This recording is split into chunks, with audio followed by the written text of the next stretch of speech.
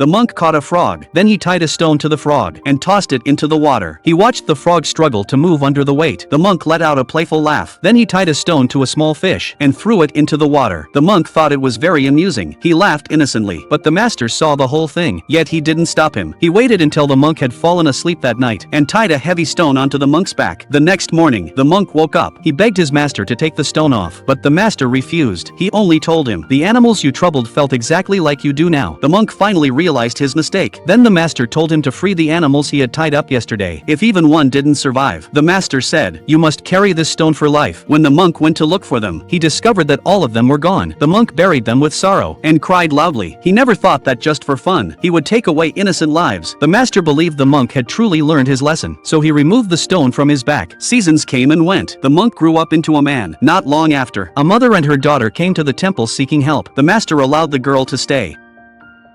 But the temple had only one room between the monk and the girl, though the master slept in between. The monk couldn't sleep all night. He kept glancing at the girl. One day, the girl was taking a nap, worried she might catch a cold. He went in and covered her with a blanket. But then, unable to control his human impulses, he acted without thinking and lifted her blanket. The girl immediately woke up. She slapped the monk across the face. The monk realized he had broken his vows. Terrified, he knelt before the Buddha to repent, but the girl gently touched his face and chose to forgive him. At that moment, the master walked in. He asked the monk what had happened. Frightened, the monk quickly picked up the wooden fish drum and started knocking on it, but his heart could no longer be calm. Not long after, one day, the young monk took the girl up the mountain. There, the two of them broke the temple's rules, but when they returned by boat, the master discovered them. The monk was now in serious trouble. The old master saw that his disciple had broken his discipline, but instead of scolding him, he placed a hen tied with a red cord onto their boat, then carefully pulled the boat to shore.